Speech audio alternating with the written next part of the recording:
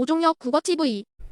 네, 안녕하세요. 예, 오종혁 국어 선생님입니다. 자, 오늘은 이청준의 귀향 연습이라는 소설을 공부하겠는데요.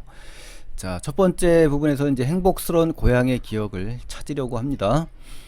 녀석에게, 자, 녀석이라는 것은 이제 어린 남자아이를 이제 귀엽게 말하는 거고요. 이제 여기서 나온 이제 뒤에 나옵니다만 훈이라는 인물입니다. 기태 조카이라고 나오는데요. 자, 고향을 배워, 고향을 알게 해주겠노라고 약속해 놓고도 막상 실제 그것을 생각해 보려 하니 막연하기만 했다라고 서술하고 있네요. 자, 이제 대략 난감이라는 단어 떠오르네요. 자신의 상황이 대체적으로 난감한 상황에 놓여 있거나 당황해서 쓸 표현이죠. 이러지도 저러지도 못하는 언행 불일치의 상황에 대해서 난처해 하는 서술자의 그 태도를 우리가 읽을 수 있습니다. 생각의 실마리가 쉽게 잡히지 않았다. 어떤 생각이죠? 고향에 대한 기억인 거죠. 그리고 실마리, 열쇠, 단서가 쉽게 잡히지 않았다. 그죠? 어머니가 돌아가신 뒤로 20년 가까운 생활 동안 한 번도 발걸음을 한 일이 없대요. 어디? 동백골 고향입니다. 그래서 고향에 대한 추억의 단서가 떠오르지 않는 이유가 바로 이러한 이유가 되겠죠. 그죠? 하나같이 한결같이 기억이 희미했다. 고향에 대한 어떤 그 추억, 회상, 회고 이런 것들이 어렴풋하게 흐릿했다라는 겁니다. 제법 어지간히 이제 감동 같은 거, 그죠? 고향에서의 어떤 추억의 감동, 그런 감명 받은 일들 이런 것들이 싣고 떠오르는 일들이 없었다는 거예요. 기억나고 생각나는 게 있었어야 되는데 이러한 감동적인 얘기를 이 녀석에게 좀 들려주고 싶었는데, 그죠? 그래서 고향은 이런 거다라는 것을 배워서 알게 해주려고 했는데, 그죠? 지금 난감한 처지에 놓여 있는 필자, 서술자의 상황을 우리가 제시되고 있습니다. 생각나는 게 있대. 그래도 뭔가 볼까요? 내 배앓이, 그 배앓이를 좀 알았다. 배탈을 좀 알았는데 시초 가장 그 처음이 언제였냐면 학교 잡보금, 잡보금이라는 것은 잡다한 돈에 물리는 돈인데요. 꾀병이죠, 꾀병에 관한 것뿐이었다. 그러니까 이제 한계를 얘기하는 겁니다. 그러니까 생각나는 거는 자신이 배앓이를 앓았던 이제 두 가지 상황, 요것만 지금 제시됐는데요. 서술자는 이제 고향 생각의 구체적 한계를 지금 제시한 겁니다. 그러나 그것은 다시 기억을 더듬어낼 필요가 없는 그 무의미한 것들이었다라는 거예요. 그렇죠? 왜? 행복하지도 않고 감동도 없는 그러한 내용이니까. 그렇죠? 그것은 간밤에 이미 확인이 끝난 일이었다. 더 이상 말할 필요가 없는 거네요. 그래서 다른 것을 찾아내야 했다. 뭐 이런 얘기입니다. 훈이 녀석을 위해서라도 좀 더 행복한 고향을 찾아내야 했다. 그러니까 그냥 고향이 아니라 행복하고 감동이 있는 그런 고향을 얘기하는 겁니다. 이것이 이제 의미 있는 고향이다라는 것이죠. 그래서 훈이를 위해서는 어떻습니까? 고향에 대한 이런 감동적이고 행복한 추억을 소환해야만 하는, 그죠? 그러한 소망과 바람을 지금 우리 알 수가 있습니다. 이번에서는요. 자, 두 번째 부분 가보실까요?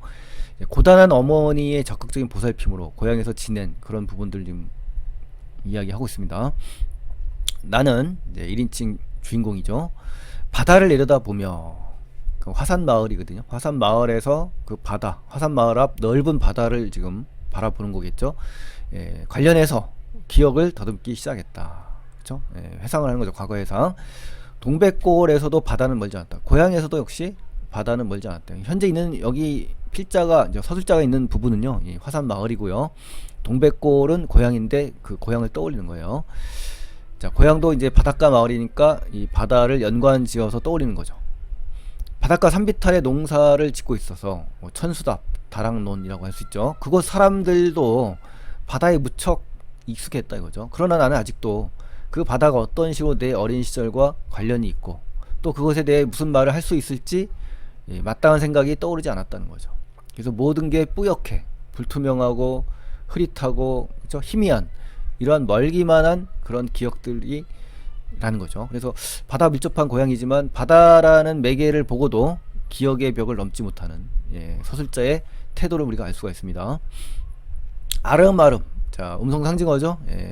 은근슬쩍 어떤 기억이 떠오를 듯 하다가도 어떻습니까? 화산마을 앞 넓은 바다가 현재 있는 위치를 알려주고 있는 거죠.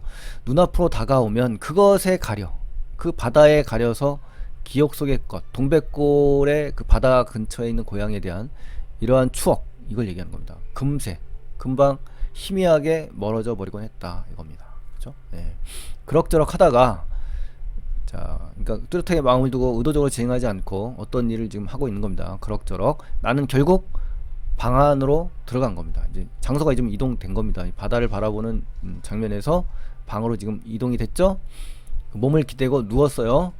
고향에 대해서 이제 아무런 생각이 나지 않아서 결국 무기력하게 되어버린 나의 모습이 지금 행동으로 묘사된 겁니다. 하지만 누워서도 다시 생각을 계속했어요. 다행히 눈앞에서 나를 간섭해오는 어떤 거죠? 화산마을 앞 넓은 바다가를 얘기한 거죠. 이게 없으니까 그럼 이게 문제였네요. 그러니까 그렇죠? 이 화산마을 앞 넓은 바다가 제거되니까 이젠 생각이 훨씬 더 어때요? 깨끗하고 교통정리가 된 것 같다는 얘기예요. 그래서 동백골 고향의 앞바다가 좀 더 선명하게 나왔다. 그러니까 나를 간섭해오는 바다와 고향의 동백골 앞바다는 서로 대조되는 공간이다 이렇게 보시면 되겠네요. 읽고 한 가지 행복스러운 전경이 멀리서부터 천천히 머릿속으로 비쳐 들어왔다. 조금씩 차츰차츰 고향의 행복스러운 그런 이야기거리가 지금 떠올랐다는 얘기잖아요. 그것은 참으로 행복스러운 추억이었다. 바다가 있었어요. 또 여름의 바다는 유난히 넓고 또 푸르게 반짝거렸다. 바다에 발뿌리를 내려뻗은 산줄기는 자 의인법이죠. 어디라 할 것 없이 울창한 녹음을 푸르게 뒤덮여 있었다. 그렇죠? 산비탈은 대부분 밭가리가 되어 있었고, 그렇죠? 천수답이죠, 천수답. 우리 다랑이 논. 자, 고구마나 수수, 콩이나 목화 같은 것을 심은 여름 밭가리, 즉 밭둑을 얘기하는 겁니다. 그 가운데 5마지기 남짓한 우리 집 밭대기가 있었다라는 거죠. 우리 집 밭대기. 조그마한 밭이 있었다라는 겁니다. 어머니는 여름 한철을 되게 그 5마지기 여름 밭가리로 시간을 보냈다는 거예요. 밭을 막 파 뒤집고 보냈다는 얘기예요. 농사를 지은 거죠. 아침만 되면 어머니는 김매기를 나가시고 또 밥머리로 또 나를 데려다 놓았다. 그쵸? 요즘 우리 현대인으로 말하면 어때요? 어머님은 출근하면서 아이들을 놀이방이나 그쵸? 유치원에 보내는 그런 모습하고 똑같죠. 자, 밥머리에 푸른 나무꾼들이 산을 오르내리며 쉬어가는 지게터가 있었다. 그리고 그곳엔 지게터죠. 옛날부터 주인 없는 무덤이 하나 있었대요. 활용법을 썼네요. 나는 언제나 그 인적에 그 사람들이 지나가는 흔적 자취를 얘기하는 건데요. 씻겨 윤이 날 만큼 사람이 왔다 갔다 하니까 이제 윤이 돋을 만큼 반들거리는 그 무덤가의 잔디밭 지게터에서 어머니를 이제 기다리며 지낸 겁니다. 그렇죠? 당연히 윤이 나는 그 반들거리는 곳에 이제 어린아이가 있어야 되니 당연하죠. 사람이 안 오는 곳에 어떻게 있겠어요, 그렇죠? 사람이 지나다녀서 길을 만들고 앉을 수 있게끔 만들어 놓으니까 어린아이가 기다릴 수가 있는 거겠죠. 나중에 이제 마을 사람들의 이야기를 들어 알았다고 합니다. 나는 내 기억에 한참 이전부터도 내가 기억하기 훨씬 이전부터 여름이면 늘상 그 밤머리의 지게터에서 하루를 지내곤 했었다라는 겁니다. 간접 인용을 통해서 어린 시절의 그 추억과 또 자기가 기억하지 못하는 일까지 알고 있는 거네요. 그리고 그 시기에 어머니가 나를 업어다 새곡빛처럼 허리에 띠를 감아 메고 놓곤 했다. 이런 걸 볼 때 어머님이 자식에 대한 지극한 사랑이 담겨 있다는 걸 우리가 알 수가 있죠. 걸핏하면 아무데나 기어가 흙덩이를 집어먹고, 그렇죠? 어린 시절에 참 많이 흙을 먹고, 지금은 모르겠습니다만 어린 시절에 보면요, 가난한 가난한 아이들, 군것질이 없기 때문에 흙덩이를 집어먹은 장면도 실제로 저도 봤습니다. 나무가시 같은데 얼굴을 자주 핥히어 댔기 때문이다 라고 하는 거죠. 어떤 때 사람들이 지게터를 지나가다 보면요, 나는 온몸에 오줌과 똥을 짓이겨 바른 채 배가 고파 울고 있거나, 그죠? 울음을 울다 제풀에 지쳐 더운 떼약볕 아래 잠이 들어 있을 때가 많았다고 합니다. 그러니까 어떻다? 어머니는 나를 업어다 새곡빛처럼 허리에 띠를 감아 메워 놓곤 했었다는 겁니다. 그러니까 이러한 행위의 결과에 이유가 지금 제시된 거다 이거죠. 어머니가 자식을 보호하려는 구체적인 행동과 이유가 지금 제시된 겁니다. 자, 중략 줄거리에 가시면요, 나의 고향 이야기를 들은 훈이는 나에게 고향을 찾아가지 않는 이유를 묻습니다. 훈이라는 친구죠.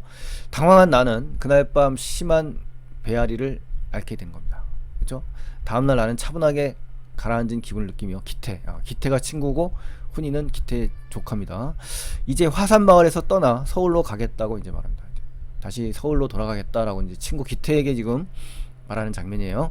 자, 서울로 가려는 의지가 이제 보이는데요. 악마구리 속. 자, 악마구리는 이제 청개구리가 이제 지저귀 우는 소리를 이제 악마구리라고 하는데요. 사람들이 매우 시끄럽게 떠들고 있는 상황을 이제 이렇게 관습적으로 씁니다, 여러분. 자, 나를 그토록 폐허로 만든 곳이 서울이라면 내 병도 아마 그 서울 쪽에서 뿌리가 있을 테니까. 그쵸? 원인이, 결과가 있는 곳에 원인이 반드시 있겠다라는 거죠. 뿌리를 뽑고 싶으면 싫더라도 그 뿌리가 내려진 곳, 즉 서울로 돌아가는 게 정직한 태도일 테고 하면서 이야기하는 거죠. 아서 자네, 응? 생각이 어떤 건지 모르지만 난 아무래도 자네를 다시 서울로 돌아가게 하고 싶지 않아. 이 기태 말이죠. 내 집이 혹시 불편해져서 그렇다면 더 할 말이 없지만 그렇더라도 서울보단 차라리 동백골 고향이나 한번 들어가 지내보는 게 어떨까 싶게 라고 하면서 이제 그 기태의 말을 우리가 알 수가 있습니다. 자, 동백골 쪽도 생각해보진 않은 것 아니었다. 그것도 뭐 기대가 생겨서 그랬던 건 아니고, 기대 같은 걸 말한다면 그건 오히려 정반대의 생각에서라고나 할까. 난 사실 지금도 고향이 어떤 곳인가를 깡그리 잊고 있던 건 아니거든. 그런데 거기 너무 오래 발을 끊고 지내다 보니까 어릴 적 일들이 터무니없다는 것은 이제 엉뚱하다, 어이없는 요술처럼 그런 곳으로 이제 들려진다. 요술이라는 것은 마법과 마술인데요. 현실적이지 못하다는 거죠. 그럴듯한 요술로 나를 마구 속이려 든단 말일세. 나를 기만하고 진짜의 고향이 아닌 허구의 그 고향을 떠올리게 만든다는 겁니다. 그래서 내 눈으로 다시 가서 그 사실을 확인해 보고 싶기도 했다. 더 이상 내게 요술을 부릴 수 없도록. 그죠? 가지 않았기 때문에, 20년 동안 가지 않았기 때문에 고향에 대한 기억이 비현실적으로 다가왔다라는 얘기죠. 하지만 아직도 내게는 용기가 훨씬 모자라. 고향이 어떻게 나를 두렵게 하더라도 그 현실을 현실로 정직하게 맞부딪혀 들어갈 수 있는 내 용기가 없기 때문에 가지 못한다는 얘기죠. 당분간은 그 동백골 한 곳이라도 나를 속이게 놔두는 것이 나을 것 같다. 속인다는 것은 비현실적인 고향으로서 기억을 좀 남기게 유보한다는 얘기죠. 그래야 또 자네 말대로 그 악마구리 속 같은 서울살이를 버텨 나가기가 나을 싶기도 하고, 그렇죠? 그래서 고향에 대한 확실한 행복하고 정겹고 감명스러운 고향이 아니기를 바라는 거는 바로 이 서울살이를 이겨서 병을 고쳐야 되기 때문에 그러한 그 심리가 드러난 겁니다. 서울이란 할 수 없군. 자넨 이제 진짜 서울 사람이 다 되어버린 것 같다니까. 기태는 아직도 믿어지지 않는 듯 허허허 하면서, 그쵸? 음성 상징어가 나왔죠? 그러나 나는 이제 아무도 새로운 느낌도 없었다. 어이없어하는 기태를 향해 침착하게 대답을 했다. 하지만 서울에 무슨 새삼스러운 기대가 있어서 물론 아니다. 그거 유일하게 정직한 나의 삶이라는 것이죠. 또 서울은 실상 그런 내 하나밖에 없는 소중한 삶의 터전이니까 그렇다라는 겁니다. 그래서 병원 고칠 작정이 아니군. 기태는 그제서야 기가 꺾이기 시작했다. 그렇죠? 적극적인 그 만류에서 벗어나 이제 기가 꺾인 겁니다. 자, 그러면서 이제 그가 비로소 정색을 하며 혼잣말처럼 중얼거렸다.